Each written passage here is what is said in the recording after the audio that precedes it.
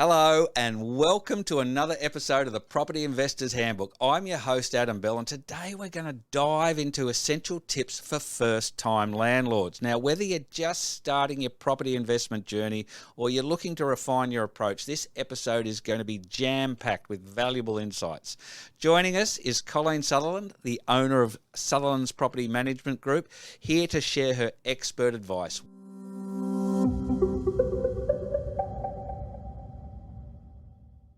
Welcome, Colleen. Thank you, Adam. Okay. Now, over the years, you would have had plenty of first-time landlords, property investors. Well, let's start with some of the common challenges that first-time landlords face. Well, that was part of how my portfolio started. Is it? Was brand new properties and investors. So there's groups of investors, investor salespeople who go around to towns or used to, and convince people to buy these properties. So they convinced them to buy it, and at the time, great idea. So not one of them have regretted buying it way back 20 odd years ago. But what they weren't expecting is the price versus what it's actually worth. Okay. Yeah. So those investors jumped in, boots and all, and when I give them a sales appraisal, say 5 years' time, and it hasn't gone up or it hasn't gone up much, those investors are sort of going, but I paid this much money. And fair enough too, but what happens is they've bought over the market. Right. So they're buying, and included in that purchase price is this person's fee and that insurance fee and this solicitor's fee. So there's a lot of fees, but they put it in as this is how much your property's worth. Right. So that they can get the finance over the line. Yep. And then in 5 years' time, it hasn't increased enough for them, what they expected. Today's market, again, is different, and whether it lasts another year, 2 years, I'm not sure. But ordinarily, those would be the things that you would look at as to what the real market value of your property would be. So if you're buying in a new estate, from my experience, you're buying in a new estate, it's all shiny and new, and you think, oh, I'm not going to have any problems. But that equity regularly, talking again on a regular market, will not increase for 10 years. Right. Because of all the fees that are added in there when you buy it. So you're paying all those fees as well as trying to pay the house off. Right. So have a look before you jump in and buy it. Can I buy something the same or of equal value or similar value, or is that just crazy ridiculous? Sure. Everybody goes bricks and mortar. Yep. I do get that. And in X years' time, it'll increase and I will be able to sell it at a bigger profit. And then on an ordinary market, that doesn't happen. Right. Okay. Yeah. So you've got to do your own valuation. Right. Independent valuation. And especially, it sounds like for new estates that this is. Yeah, that's for the new estates. Yep. Again, it'll be different for established properties, and also just do your homework to get an independent valuation or sales appraisal on what that is worth, because again, in new estates, they've got the valuer, and the valuer is saying it's this much money because they pay the valuer. So we just have to be careful we're not double dipping on the sale price. Sure. Okay, so first-time property investors, landlords, they get their property, whether it be the new estate or whatever. Then comes the time to get a tenant. So how important is it to screen tenants thoroughly, and what should landlords look for? Now, again, you've been doing this 20 years. First time, they don't know. What should they be looking for? So once you've done your own due diligence on the property, yes, getting the tenant is the next thing. Now, it can be a simple process, and because there are great tenants out there, or it can be you've listed the property with 3 agents. So there are 3 agents vying for your property, and someone will just stick someone in there, and they're not the greatest, but I get the business because I was first. So you need to look at, just concentrate yourself on one agent. Yep. and then that agent will do the due diligence for you. So we need to prove who they are, that they can afford the property and that they can look after the property.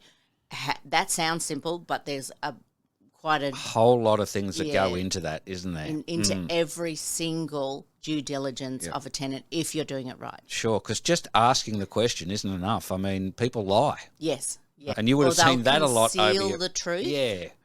So they'll conceal the truth just to get my difficult tenant out and move him out. Yep. So they won't tell you they're having lots of problems. Yes, it shows on a bit of paper, on the ledger, but what won't show is that he's always revving his car in the driveway. He's always, disturbing the neighbours and all that sort of thing. So we really have to look into it. Sure. And look, I want to come back on something you just said just before, and because this comes up in a lot of podcasts I do with various different businesses, and it's about choosing an exclusive agent. Now, I've had this chat with a recruiter who says there's no point if you're going to go out and get 5 recruiters. We're all chasing the same people. Mm-hmm. It becomes more about who's first rather than quality. Yeah. And it sounds like that's the same thing here with property management. Is that a mistake you see a lot of first-time investors do, where they think, well, I don't know who I'm going to get, so I'll list this with 3 and see how it all pans out? That's right. And what happens is this agent over here will rent it first, and I got $50 more than that person. That has been negated now. We can't do that anymore. Yep. But they're first quick to put someone in because they want the business. Have they done the due diligence properly? Probably, maybe not. And if that tenant works out, great. If the tenant doesn't work out, you've just made a huge mistake. Right. To concentrate on one agency, that one agency will do their best to put one really good set of tenants in there. Yep. Yeah, as opposed to I got it first. Yep. And just delving into this a little deeper, when these landlords do decide to list it with a few agencies, and let's marry this up now with the new legislation that you can't rent it for any higher than what you advertise it for. When they go to these multiple agencies, are you then all going to be advertising it at the same rate? How does that sort of play out? Yes, we'll all be advertising it at the same rate. However, there's some agents who are a little bit unscrupulous. Yep. And will say to, Mary and Joe, look, if you pay an extra, I'll make sure you get the property. There's no ability to stop that. Right. As in, we'll get you as a tenant. Yep. Where the liability will lay is with the agent and their management agreement. Yep. So, and then if they get audited, it's very complex. But no, you can't say if you pay an extra $20, I will rent it to you. We'll rent it to you. Yeah. Sure. And that agent's and that owner is not supposed to take that. Okay. How do first-time landlords set the right rental price for their property? Well, again, can be quite tricky because you're in a street and that one next door rented for $50 more than mine. I'm going to ask for $50 more. And again, it comes back to the management agreement because we have to list when the rent was increased last. Sure. But he's got solar and new paint, new carpet. He's done a bit of work to his. Where me, I've got the 1990 house expecting the 2024 price. So you can't just look on realestate.com and go, well, he's rented for that much. I'm in the same street. I want that much. Yep. You have to take into consideration the condition of your property at the same time. Sure. Okay. And of course, again, using a property management agent such as yourself, you would really be able to know what what the right rent is based on all of those factors, rather than a new property investor trying to work that out for themselves. Yes. So when we're doing a market appraisal for rent, we've got a program that we can look into the back end of what things rented for. So it makes a bit of a difference. Absolutely. So we've talked about this in other episodes, but again, probably a key point for brand new property investors and landlords is budgeting for maintenance. That's a whole nother podcast in itself, because you need to have an annual budget, and then you need to have a 5-year plan. Right. So the annual budget, you can't expect not to spend any money on it whatsoever. You live there.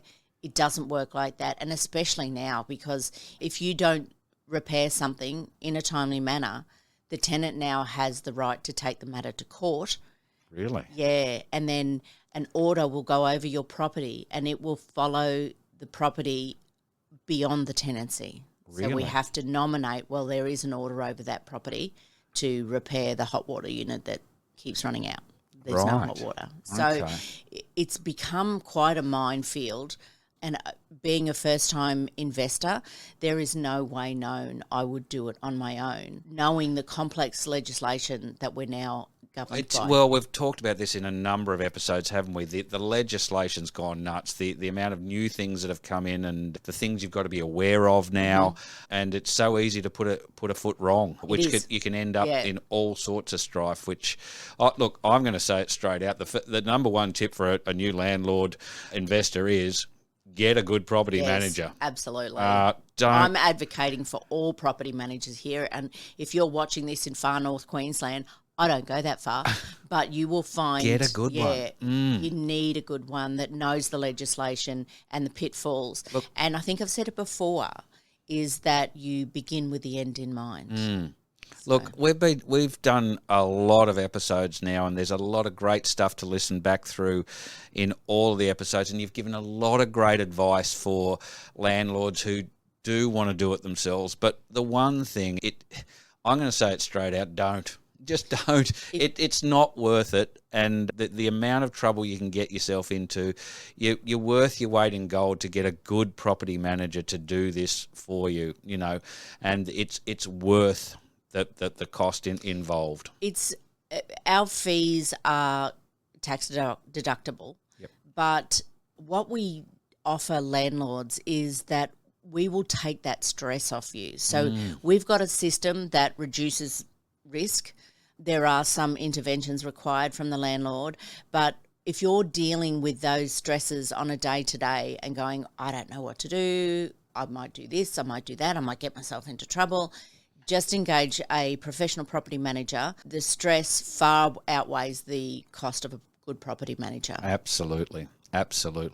So look, I mean, if we're going to have a look at this now, I think the 3 top tips I've gotten out of this is, A, get a property manager. Don't do it yourself. It's not worth the stress. It's not worth the risk of something going wrong, doing the wrong thing, and the amount of work that goes into having to do it yourself. You've got systems, you've got processes, you've got staff, you've got software that does it all. Can you imagine having none of that and just trying to do it on your own?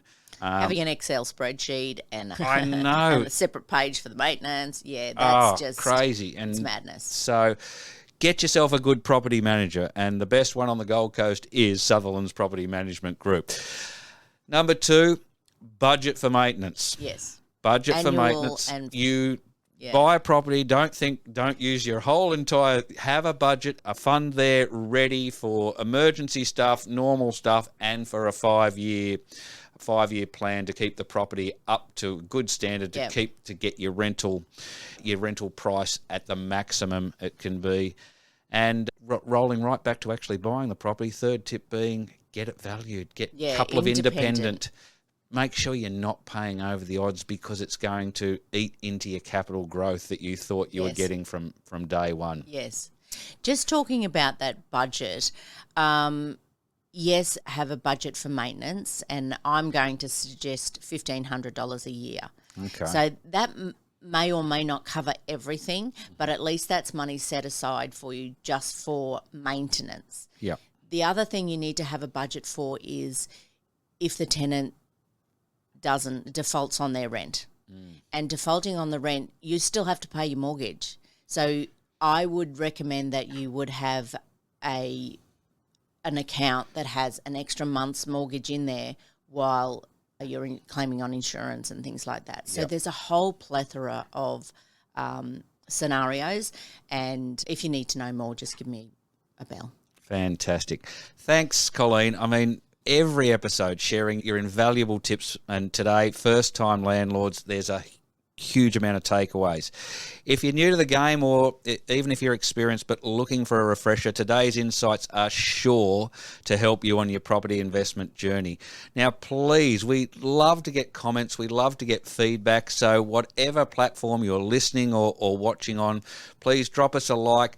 Ask any questions. We cover the basics of these topics as we go. There's always a lot more that is involved, and Colleen is more than happy to chat with you and answer any questions you've got, that come out of listening to these. So please do give us a comment. Anything you'd like us to talk about in future episodes, please do let us know. So look, until next time, happy investing, and look forward to catching you on the next episode. Thanks again, Colleen. Thanks, Adam.